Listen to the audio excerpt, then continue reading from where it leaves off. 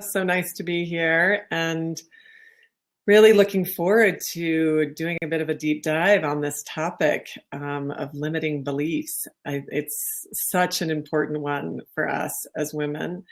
And we like to, at the Women's Network, before we take a little dive into these sometimes uncomfortable topics, just to take a moment to really check in with ourselves. I think limiting beliefs, the great thing is that we can let go of them.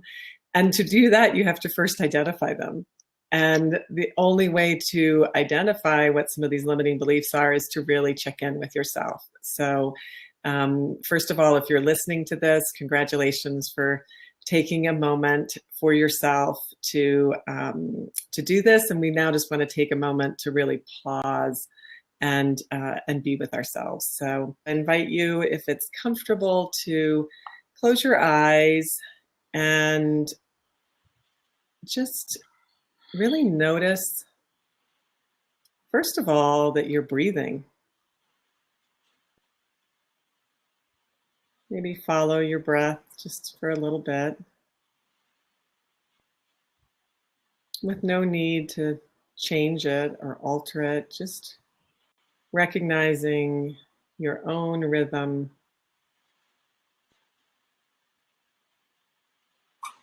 your own flow of the breath as it enters and leaves your body.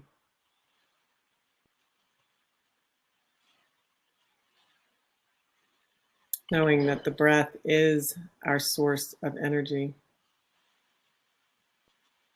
filling us up and then releasing it.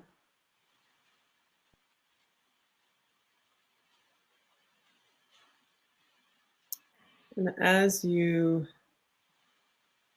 continue breathing, just notice what thoughts are present.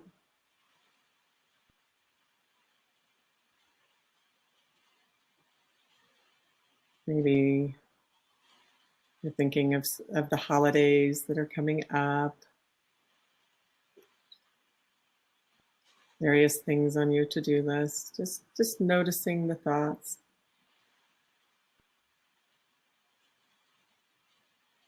Notice your body sensations, so whether there's feelings of hot or cold, the pressure if you're sitting on a chair or standing, just feeling the contact and feeling your body. And finally, just noticing any emotions, being aware of what emotions, so what energy is passing through your body.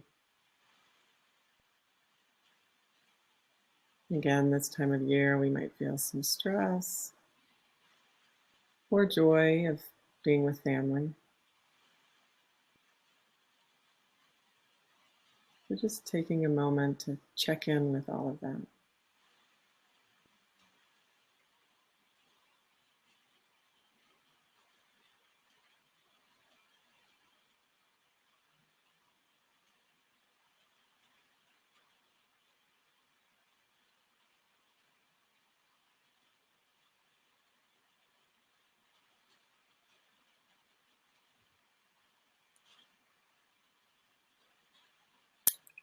And when you're ready, I just invite you to open your eyes and we'll do some brief introductions and then we'll jump right into limiting beliefs, letting go.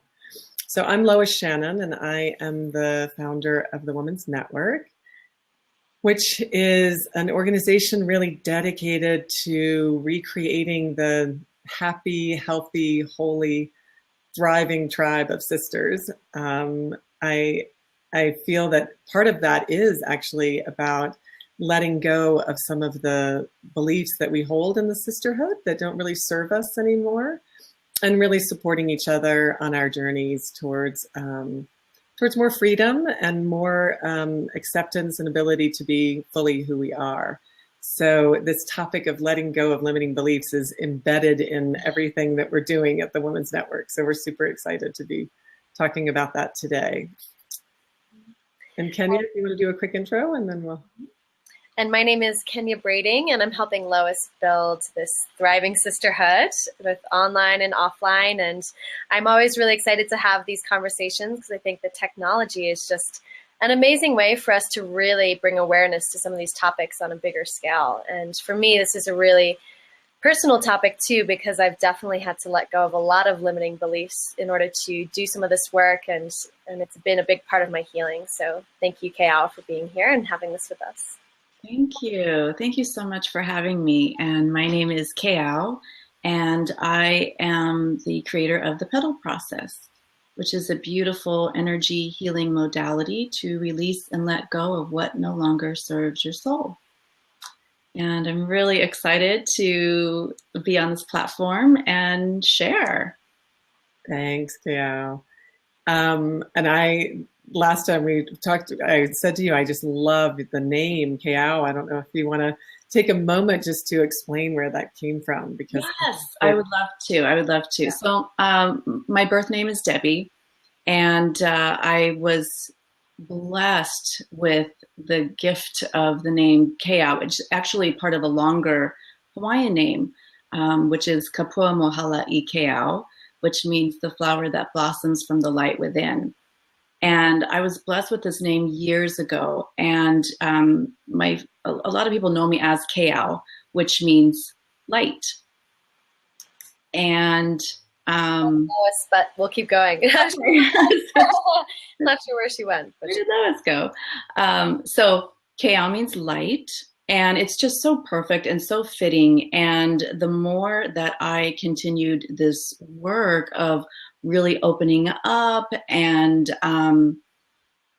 coming into my own gifts and releasing my own self-limiting beliefs, I just felt like I completely outgrew my name Debbie. And so I just really took on the name Kayao. And, you know, the subject today is talking about limiting beliefs, and there's so many aspects behind that. And a big thing, and we talked about last time, was what will people think? Yeah. And so just, you know, changing my name was a big step, because it was my own self-limiting belief of what will people think when I do that. And I thought, gosh, I have to really walk the walk here. If I'm teaching people how to release and let go from head to toe, I need to fully step in and not care what people think. And so that's how I started really embodying the name Kayao. And it feels really, really good. It feels really amazing. I know. Thank you so much for sharing that. I think it's such a great story, because it really does exhibit what you're talking about in terms of letting go of limiting beliefs. And I think the name, what we call ourselves, is almost at the beginning of who we think we are and what we represent. And so, and a lot of the limiting beliefs that we hold are related to our childhood and who we identified with at that time. Yes. And so I think changing your name is also one way of letting go of some of the beliefs around who you were and how you responded and how you showed up in life. Right. We were actually doing an exercise at Kundalini Yoga where we had to say our name out loud. Yeah. And it got louder and louder. And I realized that the only time I'd ever heard my name out loud, that loud, was when my mother was telling me I'd done something wrong. So it was one way for me to understand how what that association is, right? That how we call ourselves or how we identify is often tied to some of the limiting beliefs. So Thank you for sharing. And I think it's so beautiful that you've really stepped into that. I'm really curious, Kayao, if you can share, I know you've done so much work with women around letting go of their limiting beliefs. And I'm wondering, in the work that you've done, if there are certain beliefs that tend to come up more than others, if there's some that we kind of consistently hold almost as a collective. Yes. So what comes up a lot is fear, specifically fear of moving forward, fear of really stepping out and shining. A lot of times when I'm working with women and we come up into, because I follow the chakra line, I'm aligned with the chakras as we go through the petal process. So when we come into the gut, I call that trust. And women, a lot of times they don't even trust themselves because of that fear. There's such a huge block there. And so the fear, where does that come from? That comes from past. Like you said, you heard your mother, last time you heard your name being called that loud was the mother. So something comes up. So something pops up that allows that fear to stop women from fully moving forward and fully stepping into their own light. And I shared earlier the story of how when we were living in Hawaii all those years ago, I was a very well-established wedding photographer. And when we moved back to San Diego, which was about 9 years ago, I completely lost my whole sense of self. I identified myself as a wedding photographer because all my other gifts I kept hidden. And so when we moved back here to San Diego, I lost my sense of self. And then all my old feelings came up, like not feeling good enough, unworthy, all of these things, because there was this major shift. So of course, all my fears came up and huge limiting beliefs. And that's when I really started deep diving into other healing modalities and healing my own self. And a pivotal moment for me was being out in nature and pulling weeds. And I had never actually pulled weeds before. And so I get down and I pull the top of a weed and I get the top, so I didn't get the root. So I tried again, got the root, and just, you heard that sound, that, coming up from the earth. You could smell it, you could see it. And it was so symbolic of pulling the root and getting to the root. And I just kept going. And I think I pulled weeds for hours, like 3 or 4 hours. And by the time I was done, I looked back and I realized I cleared my path. Mm-hmm. I did that. And that was my pivotal moment on getting to the root of my own self-limiting beliefs, and that I'm in charge and I can change my story. And that was my main pivotal moment. And just, being connected, pulling the root, getting clear. That was huge. That was huge for me. And I like to use that analogy of, we skip over our self-talk as well, our self-limiting beliefs. We listen to our own self-talk. And so if we can really get to the root of that, change it, we can change our own story and get help to dissolve the limiting beliefs. Yeah. Oh gosh, you said so many beautiful things in that story. Thank you. I love the analogy of the weeds, because I think the limiting beliefs really are, we have to get our hands dirty. Like we have to dig down in there and find, as I said, what those beliefs are and get them at the root. And I think you also really cited an interesting point that it's often really hard. You were doing something external, like you were digging up these weeds, that was the analogy for you. And I think sometimes we need, not sometimes, I think all the time, we need to have someone else help us in this process of identifying what those beliefs are, because the reality is that those thoughts, those ideas are with us all the time. They're playing in our head all the time, and they do make up our story of who we are.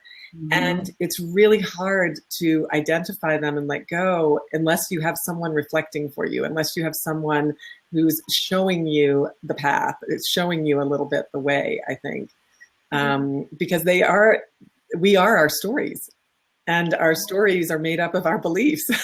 And so it's easy to just get stuck in that cycle. So I love that analogy of the weeds. And I think that's really what you do with the petal process, is helping people dig down and pull out the weeds from the roots, right?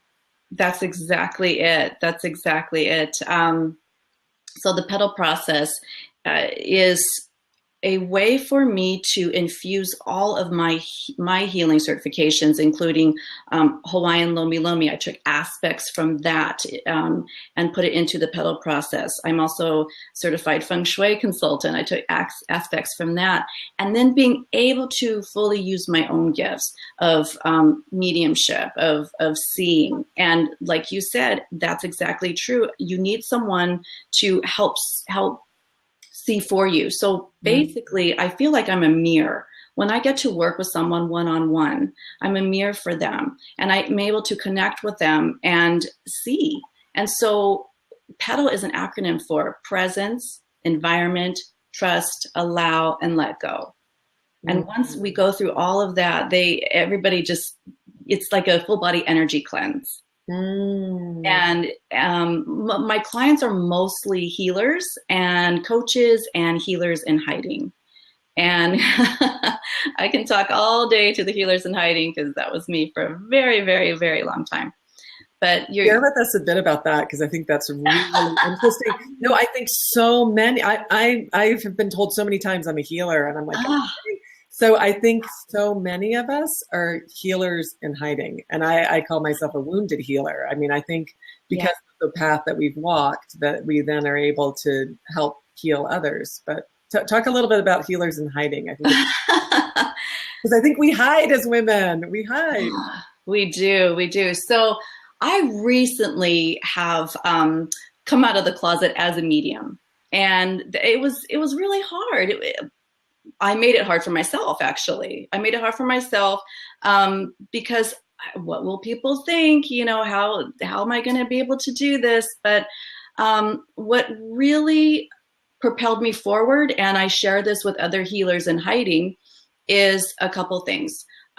Two very important things are my two daughters. So I have young adult daughters, and I would never ask them to stifle their gifts and not shine their light. And so what was I doing? I was absolutely doing that. So without even them knowing, they helped to propel me forward, to lead by example.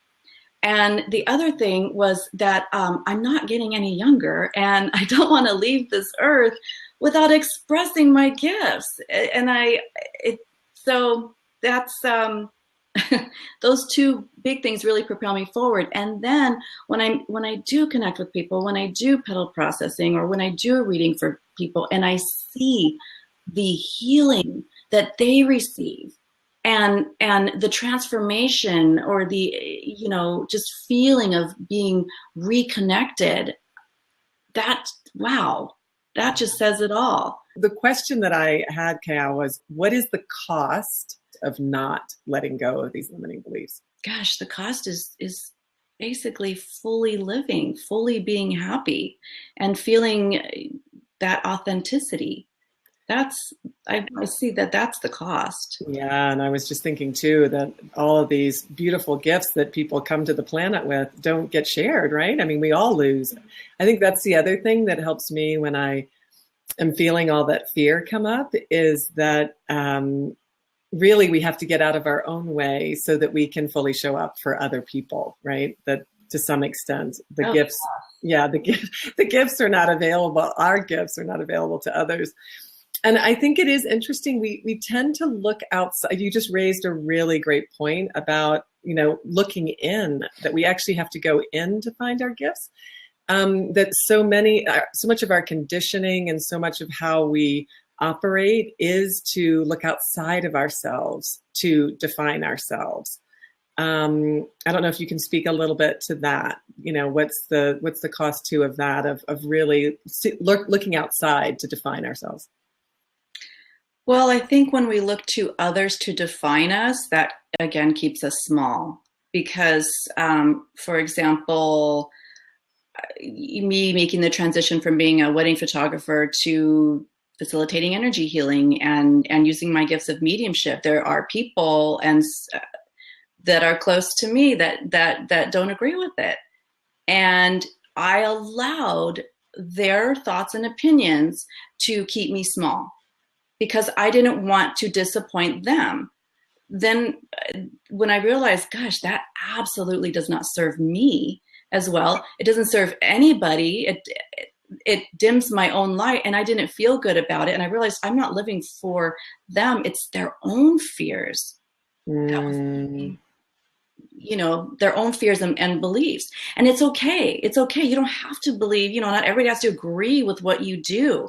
But I tell you, like I said, once I shifted, once I felt like I outgrew my name, Debbie, I embodied my name, Kayal. Once I proclaimed this, I do have these gifts. This is who I am, and this is what I'm doing. Doors opened effortlessly. Effortlessly. It's not like I had to really try to do anything, and just, speaking my truth, remembering to be authentic. That really helped me to come out and fully live. Yeah, how beautiful. As you say, I think that whole idea of flow, it's very hard to explain to people until you are in it. And when we really truly show up as ourselves, it is amazing how the universe conspires to support us and bring us a lot of things that were not available when I was in this mode of trying to be somebody that I thought everybody else wanted me to be. And I think you also raise a really interesting point that often I find it's with the people who love us the most that hold us back, not meaning to, but because they want to protect us. Because, even our parents, right, tell us that, are you sure you want to do that? That might be kind of risky, not really, good idea. And so we get held back if we listen to other people's fears and beliefs, right? I think a lot of it too is being willing to go into that place of the unknown. And I think that idea of protection comes from these other people not knowing what our unknown is. For me, I can get comfortable with my own unknown, but it's less familiar to other people. So they're like, where are you going? And am I going to lose you? Are you never going to come back? And, I think that the people that are really, really aligned with who our true selves are really help us find that flow and are willing to be in the flow with us. And I think it's really important to have a good support team around us to help us feel safe and to help us walk that path, because it's definitely not easy. And I think there's just a lot that gets kind of wrapped around these stories and these beliefs. For me, it felt kind of like a big ball of entanglement. And I really had to tease them out, all these stories out one piece at a time for me to be able to see the entire web and how it all fit together. And then I kind of went, okay, now I have the power to make an empowered choice, because I actually have the awareness. And I think having the awareness is really the first step. And so I love the story about the gardening and how you were able to take that first step of just pulling out the weeds and understanding, okay, I can clear my own path. Yeah, yes. I think we're actually very conditioned to look outside of ourselves and it's interesting because we said we need to have somebody else to be the mirror. And so both are true, right? We need to have the mirror and we need to be able to look inside, because as Kenya just so beautifully pointed out, we're actually the only one who knows what our gifts are. The other people don't know because they're not in our body. And I was going to ask you, Kayal, because that's really the first step is to begin to go inside and look for ourselves at who we are and what our gifts are. What's the first step of doing that? Because I think for a lot of women, that's hard to go inside. It is. And so the first step in the petal process is to be present, to be fully, fully present. And that means to be present with self. And so that is in meditation. In meditation, really, really go in, shut everything out. And a lot of people who have active minds, it's hard for them to quiet their minds. So there's many different methods of meditation. There's, of course, sitting and being still and, listening to the breath. There's also, you can listen to music. You can listen to Diva Premal. I tell so many of my clients, put the earbuds in and listen to Diva Premal. We don't know what she's saying sometimes. She sings, I think it's Sanskrit, but the vibration of the tone of her voice and the music just calms you and helps you to fully be present. And I talked about earlier being in nature, gardening. that is meditative. You're out in nature, your hands are on the ground, you are connected. Another way is a walking meditation. And with each step, you say, be here now. That automatically will quiet the mind. Be here now. And then you'll find yourself being able to really go in and listen to your own inner wisdom. And those are the top 3 ways that I share with people on how to fully be present, how to go within. And then the more they practice that, the more they can get in tune with actually feeling and possibly even hearing their own inner wisdom. And that's how it was for me. Was the first time I heard my inner wisdom, my higher self or God, and it was I sat down and I said, okay, I'm really at a crossroads. I don't know what to do. And I just sat there and I said, tell me what to do. And I heard, walk with purpose, like that, just dropped in.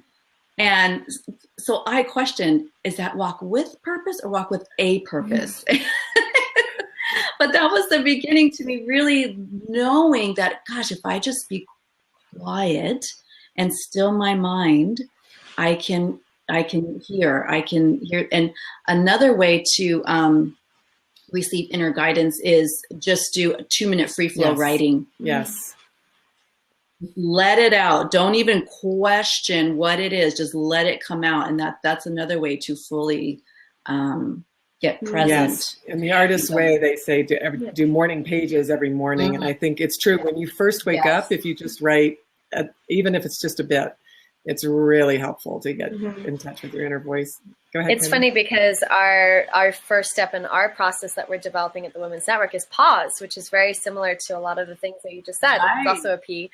And I think that pause is really important because it allows us to witness ourselves, allows us to witness the thoughts that are playing on loop in our head, witness the beliefs, and that's how we can make the choice. Because for me, I was living it on replay over and over again for so long, but I had no idea. And it was only when I went to a therapist and she was getting me to dive into some of these stories, and she would say, where do you feel that in your body? And that was such a mind-blowing concept to me. I was like, what do you mean in my body?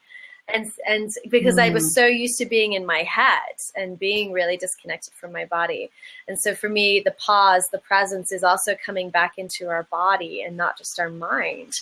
And our body can tell us all kinds of amazing things, and I think our limiting beliefs also live in our body. It can live in actual different places. For me, I have hip problems. I have, shoulder problems. And those are where some of those beliefs live. And so really getting comfortable with going to those uncomfortable places and sitting with those beliefs, I began to transform them into something else.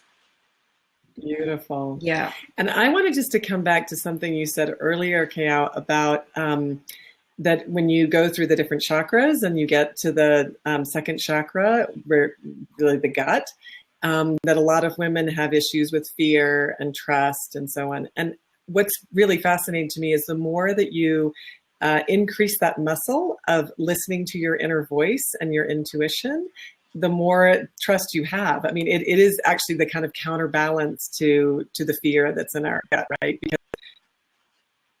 absolutely. Yes. So it's in the trust is the third step in the pillow process, and that is in the gut. And you're absolutely right. What dissolves the fear is love. And what how you bring love into the body, self-love. The vehicle for that I have found is through gratitude. Bring in gratitude into your body, and that once you bring that in, that absolutely dissolves the fear. I mean, was it Marianne Williams or someone said there's only 2 main emotions, fear and love? Well, and I think without trust, there is no love too. I mean, I think that, Yeah, that whole Right. idea of trusting ourselves and going within for our answers, as opposed to, I mean, it's true that it kind of makes sense. We're actually at risk when we're dependent on other people to tell us what we need or what we want to do or what our purpose is. From a logical standpoint, it doesn't make any sense. And yet that's how so many of us have been conditioned. Right. And another thing I found in the letting go of the limiting beliefs and talking about trusting is when I was in that pivotal moment of the whole, all my old story came up, feeling unworthy. And I realized that I kept trying to get my old business going, and it just wasn't happening. But when I said yes to my gifts and to the healing aspect, it just flowed. So that's another way to really test. Am I where I'm supposed to be? Should I move forward? If it's feeling hard, if it's feeling, difficult, and you're feeling blocks, maybe it's time to step back and reassess and go another route. Listen, like we're talking about, be present, go within, listen to your heart, and then move forward. And when you know it's flowing, then you're in the right space. I often say that it's like the river and you have the two different banks. And I spent most of my life like running up against the bank and going, I'm sure the water goes here. I'm sure it goes here. Trying to carve my way into some new flow and learning how to just get back into the river, right? As opposed to thinking that I knew everything and that I was somehow supposed to be going in a certain direction. Yeah. Mm-hmm. That is so true, because I would take a couple steps forward and then retract. And then finally I just like, okay, here I am. And I swear, I joke, I heard like a holy sigh, Yeah. She finally does it. Yeah. And the river, I mean, it is all about letting go, right? Just letting go and being in the flow. And it all sounds so easy, but we also know that it takes a while to get there. And it definitely takes practice, because it is like a muscle that we haven't been using. Yeah. So I think all three of us have been in this place where we weren't in the flow and we were letting the limiting beliefs drive us. And it's taken a lot of different practices and a lot of time to be able to hear the inner voice. So I think it's also important for women to know that it's not like you're going to sit down and the first time you're going to go, oh, I got it. It does. Exactly. That's so true. And it is a process. Like I said, I'm still not fully out and, shouting. It is a process. And like I said, most of the people that come to me are healers in hiding, and coaches. And so they're at a crossroads. They're at a crossroads. There's something came up, and they just, need that guidance, need that mirror, somebody for them. And, it's not a one-time only thing. So the petal process is a template.